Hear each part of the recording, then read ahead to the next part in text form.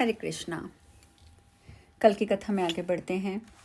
दूत बोले, राजन, तुम्हारा मन काम के अधीन हो रहा था, इसीलिए तुमने कोई पुण्य यज्ञानुष्ठान अथवा यज्ञ वशिष्ठ अन्न का भोजन नहीं किया है।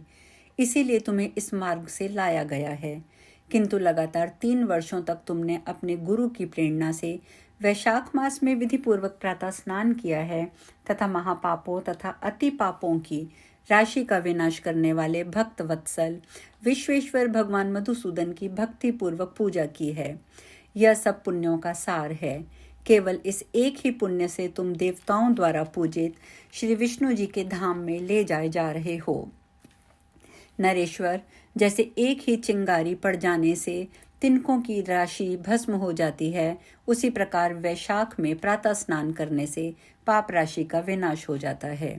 जो वैशाख में शास्त्रोक्त नियमों से युक्त होकर स्नान करता है, वह हरिभक्त पुरुष अति पापों के समूह से छुटकारा पाकर विष्णु पद को प्राप्त होता है। यमराज कहते हैं, ब्राह्मण, तब दया सागर राजा ने उन जीवों के शोक से पीड़ित हो भगवान श्री विष्णु के दूतों से विनय पूर्वक कहा, साधु पुरुष प्राप्त हुए ऐश्वर्य का, गुणों का तथा पुण्य का यही फल मानते हैं कि इनके द्वारा कष्ट में पड़े हुए जीवों की रक्षा की जाए। यदि मेरा कुछ पुण्य है तो उसी के प्रभाव से ये नरक में पड़े हुए निर्जीव निष्पाप होकर जो नरक में पड़े हैं, ये भी निष्पाप होकर स्वर्ग में चले जाएं और मैं इनकी जगह नरक में निवास करूं। राजा के ऐसे वचन सुनकर श्री विष्णु के मनोहर दूत उनके सत्य और उदारता पर विचार करते हुए बोले, राजन, इस दया रूप धर्म के अनुष्ठान से तुम्हारा संचित धर्म की विशेष वृद्धि हुई है। तुमने वैशाख मास में जो स्नान, दान, जप, होम, तप, देव पूजन आदि कर्म किए हैं, वे अक्षय फल देने वाले हो गए हैं। जो वैशाख मास में स्नान दान करके भगवान का पूजन करता है, वह सब कामनाओं को प्राप्त होकर विष्णु धाम को जाता है। एक और तप, दान और यज्ञ आदि की शुभ क्रियाएं और एक और विधि पूर्वक आचरण में लाया हुआ वैशाख मास का व्रत हो तो यह वैशाख मास ही महान है। राजन, वैशाख मास के एक दिन का भी जो पुण्य है, वह तुम्हारे लिए सब दानों से बढ़कर है। दया के समान धर्म, दया के समान तप, दया के समान दान, दया के समान कोई मित्र नहीं है। पुण्य का दान करने वाले मनुष्य सदा लाख गुना पुण्य प्राप्त करता है। विशेषता तुम्हारी दया के कारण धर्म की अधिक वृद्धि हुई है। जो मनुष्य दुखित प्राणियों का दुख से उद्धार करता है, वही संसार में पुण्यात्मा है। उसे भगवान नारायण के अंश से उत्पन्न मानना चाहिए। वीर, वैशाख मास की पूर्णिमा को तीर्थ में जाकर जो तुमने सब पापों का नाश करने वाला स्नान दान आदि पुण्य किया है, उसे विधिवत भगवान श्री हरि को साक्षी बनाकर 3 बार प्रतिज्ञा करके इन पापियों के लिए दान कर दो, जिससे ये नरक से निकलकर स्वर्ग को चले जाएं। हमारा तो ऐसा विश्वास है कि पीड़ित जंतुओं को शांति प्रदान करने के लिए से जो आनंद मिलता है, उसे मनुष्य स्वर्ग और मोक्ष में भी नहीं पा सकता। सौम्य, तुम्हारी बुद्धि दया और दान में दृढ़ है। इसे देखकर हम लोगों को भी उत्साह होता है। राजन, यदि तुम्हें अच्छा जान पड़े, अब बिना विलंब किए इन्हें वह पुण्य प्रदान करो जो नरक यातना के दुख को दग्ध करने वाला है। विष्णु दूतों के यूं कहने पर दयालु राजा महिरथ ने भगवान गदाधर को साक्षी बनाकर 3 बार प्रतिज्ञा पूर्वक संकल्प करके उन पापियों के लिए अपना पुण्य अर्पण किया। वैशाख मास के एक दिन के ही पुण्य का दान करने पर वे सभी जीव यम यातना के दुख से मुक्त हो गए। फिर अत्यंत हर्ष में भरकर वे श्रेष्ठ विमान पर आरूढ़ हुए और राजा की प्रशंसा करते हुए उन्हें प्रणाम करके स्वर्ग को चले गए। इस दान से राजा को विशेष पुण्य की प्राप्ति हुई। मुनियों और देवताओं का समुदाय उनकी स्तुति करने लगा तथा वे जगदीश्वर श्री विष्णु के पार्षदों द्वारा अभिवंदित होकर उस परम पद को प्राप्त हुए जो बड़े बड़े योगियों के लिए भी दुर्लभ है। द्विश्रेष्ठ, यह वैशाख मास और पूर्णिमा का महात्म्य मैंने थोड़े में बताया है। यह धन, यश, आयु, परम कल्याण प्रदान करने वाला है। इतना ही नहीं, इससे स्वर्ग और लक्ष्मी की प्राप्ति होती है। यह प्रशंसनीय महात्म्य अंतःकरण को शुद्ध करने वाला, पापों को धो डालने वाला है। माधव मास का ये महात्म्य भगवान माधव को अत्यंत प्रिय है। राजा महिरथ का चरित्र और हम दोनों का मनोरम संवाद सुनने, पढ़ने तथा विधि पूर्वक अनुमोदन करने से मनुष्य को भगवान की भक्ति प्राप्त होती है, जिससे समस्त क्लेशों का नाश हो जाता है। सूत जी कहते हैं, धर्मराज की ये बात सुनकर वह ब्राह्मण उन्हें प्रणाम करके चला गया। उसने भूतल पर प्रतिवर्ष स्वयं तो वैशाख स्नान की विधि का पालन ही किया, दूसरों को भी कराया। यह ब्राह्मण और यम का संवाद मैंने आप लोगों से वैशाख मास के पुण्यमय संसान स्नान के प्रसंग में सुनाया है। जो एकचित होकर वैशाख मास के महात्म्य का श्रवण करता है, वह सब पापों से मुक्त होकर श्री विष्णु के परम पद को प्राप्त होता है। यह सुनने के बाद ऋषि आगे बोले, महाप्रज्ञ सूत जी, आपका हृदय अत्यंत करुणापूर्ण है। आपने कृपा करके ही पाप नाशक वैशाख महात्म्य का वर्णन किया है। अब हम इस समय भक्तगणों के प्रिय परमात्मा श्री कृष्ण का ध्यान सुनना चाहते हैं, जो भव सागर से तारने वाला है। सूत जी ने कहा, मुनियों, वृंदावन में विचरने वाले जगदम्बा श्री कृष्ण के जो गौवों, ग्वालों और गोपियों के प्राण हैं, ध्यान का वर्णन आप सब लोग सुने। द्विजवरों, एक समय महर्षि गौतम ने देवऋषि नारद से यही बात पूछी थी। नारद जी ने उनसे जिस पाप नाशक ध्यान का वर्णन किया था, वही मैं आप लोगों को बताता हूँ। नारद जी कहते हैं, ध्यान करने वाले मनुष्य को सदा शुद्ध चित्त होकर पहले उस परम कल्याणमय सुंदर वृंदावन का चिंतन करना चाहिए, जो फूलों के समुदाय, मनोहर सुगंध और बहते हुए मकरंद आदि से सुशोभित सुंदर सुंदर वृक्षों के नूतन पल्लवों से झुका हुआ शोभा पा रहा है तथा खिली हुई नवल मंजिरों और ललित लताओं से आवृत है।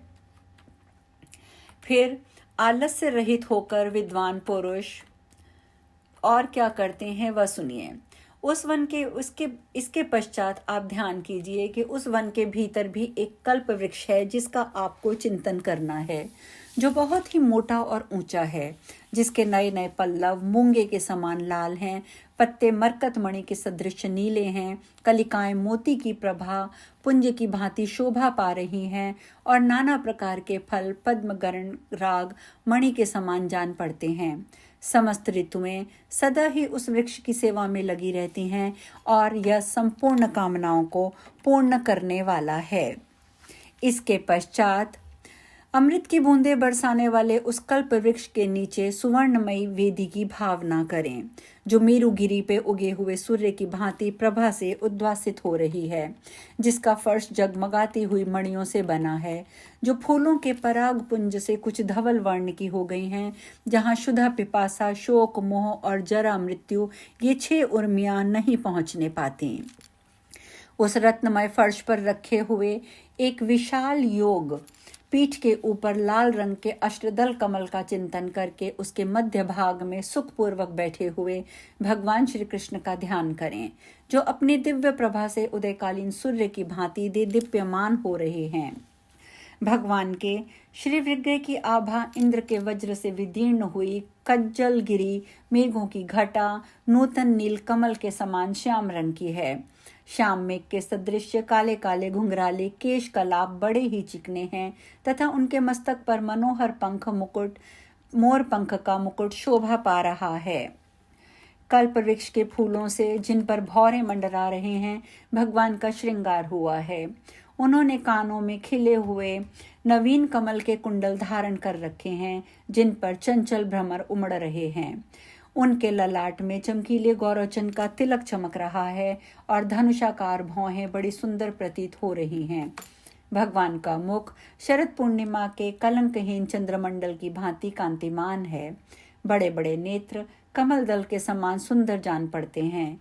दर्पण के सुदृश्य स्वच्छ कपोल रत्नों के कारण चमकते हुए मकराकृत कुंडलों की किरणों से दीप्यमान हो रहे हैं तथा ऊंची नासिका बड़ी मनोहर जान पड़ती है।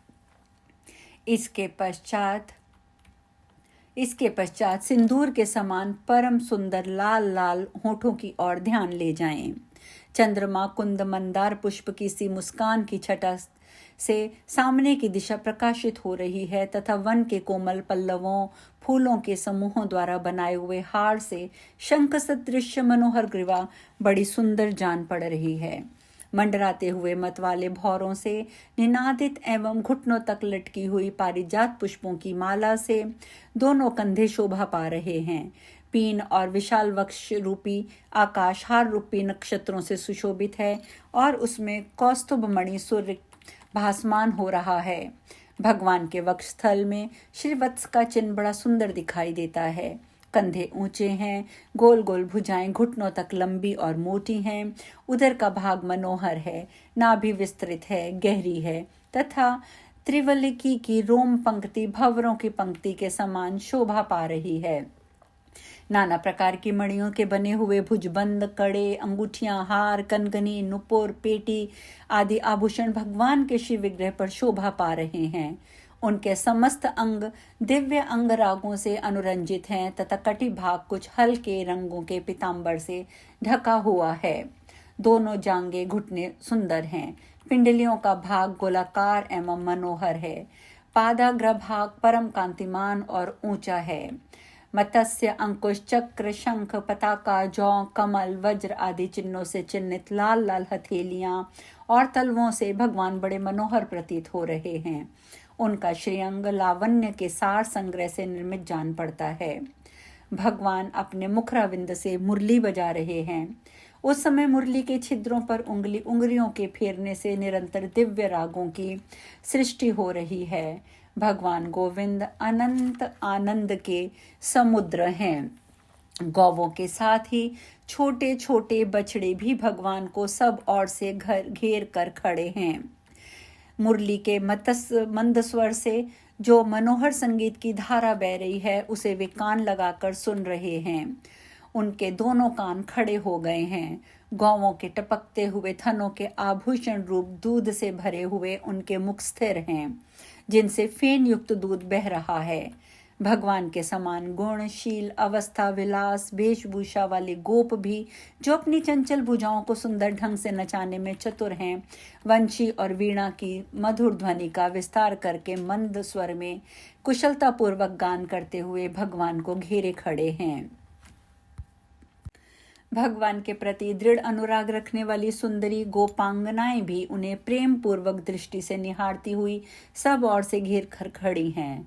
गोपी गोप पशुओं से घेरे के बाहर भगवान के सामने ब्रह्मा जी, शिव जी तथा इंद्र आदि देवताओं का समुदाय खड़ा होकर स्तुति कर रहा है। इसी प्रकार उपयुक्त घेरे के बाहर भगवान के दक्षिण भाग में सुदृढ़ धर्म की अभिलाषा से वेदाभ्यास परायण मुनियों का समुदाय उपस्थित है। वाम भाग में अपनी स्त्रियों सहित यक्ष, सिद्ध, गंधर्व, विद्याधर, चानर और किन्नर आदि सभी खड़े हैं। तत्पश्चात आकाश में स्थित मुझ ब्रह्मपुत्र देवर्षि नारद का चिंतन करना चाहिए। नारद जी के शरीर का वर्ण शंख, चंद्रमा और कुंद के समान गौर है। वे संपूर्ण अगमों के ज्ञाता हैं। उनकी जटाएं बिजली की पंक्तियों के समान पीली और चमकीली हैं। संगीत संबंधी नाना प्रकार की श्रुतियों से युक्त 7 स्वरों और त्रिविध ग्रामों की मनोहर मूर्छनाओं को व्यंजित करके अत्यंत भक्ति के साथ भगवान को वे प्रसन्न कर रहे हैं। इस प्रकार प्रखर और निर्मल बुद्धि वाला पुरुष अपने आत्मस्वरूप भगवान नंदन का ध्यान करके मानसिक अर्घ्य आदि उत्तम उपहारों से अपने शरीर के भीतर ही भक्तिपूर्वक उनका पूजन करे तथा बाह्य उपचारों से भी उनकी आराधना करे। ब्राह्मणों, आप लोगों की जैसी अभिलाषा थी उसके अनुसार भगवान का ये संपूर्ण ध्यान मैंने बता दिया है। सूत जी कहते हैं, महर्षिगण जो इस कथा को सुनता है, सुनाता है, वह भगवान के समान हो जाता है। विप्रो, ये गुह से भी गुह प्रसंग कल्याणमय ज्ञान प्रदान करने वाला है। जो से इसे पढ़ता है अथवा सुनता है वह भी परम पद को प्राप्त हो जाता है। अब हम कथा में यहीं विश्राम लेंगे। आज हम पाताल खंड को संपूर्ण करते हैं। कल हम उत्तरखंड की ओर प्रस्थान करेंगे। हरे कृष्णा।